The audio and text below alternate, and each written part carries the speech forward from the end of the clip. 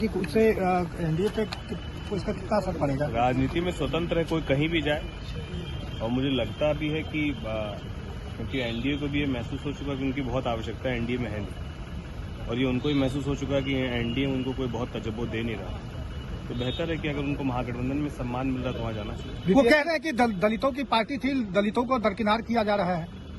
अरे दलितों की पार्टी थी तो फिर पार्टी के लोगों को अपनी ही पार्टी को तोड़कर मंत्री बनने के लालच में क्यों चले गए थे? फिर उस वक्त सोचना चाहिए था कि भैया दलितों के लिए, हित के लिए काम करना, अभी संघर्ष करने से हमारे नेता ने 2020 में अपने आप को संघर्ष के राह पर चुनना तय किया। वो चाहते तो वो अलायंस के पार्टनर होते, लेकिन सिद्धांतों के साथ समझौता नहीं किया हमारे नेता ने बिहार के हित में उस टाइम पे आवाज उठाई तो करते। उन्होंने तो सबसे आसान तरीका ढूंढा, पार्टी तोड़ी, मंत्री बन गए। अब क्या हाल है देखिए।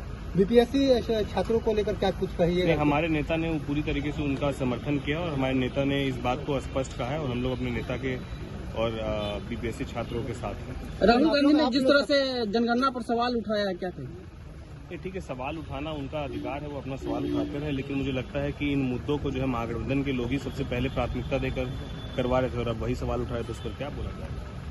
साथ ही बैठक की अध्यक्षता कर रहे हैं अभी, और सभी लोगों ने अपने अपने लोकसभा की जो महत्वपूर्ण रेल से रिलेटेड समस्याएं थी, योजनाएं थी, उस पर चर्चाएं सबने की और बहुत सकारात्मक तरीके से जीएम ने और डीआरएम साहब ने, सभी रेलवे के पदाधिकारियों ने ये आश्वस्त किया और जो अभी वर्तमान में योजनाएं चल रही हैं उसकी पूरी ब्रीफिंग दी और साथ ही साथ आगे की क्या क्या योजनाएं हैं उसको भी उन्होंने बताने का काम किया। साथ ही साथ सभी हम लोग लोकसभा के जितने सांसद हैं, राज्यसभा के सांसद हैं, अपने अपने सुझावों को उन्होंने दिया।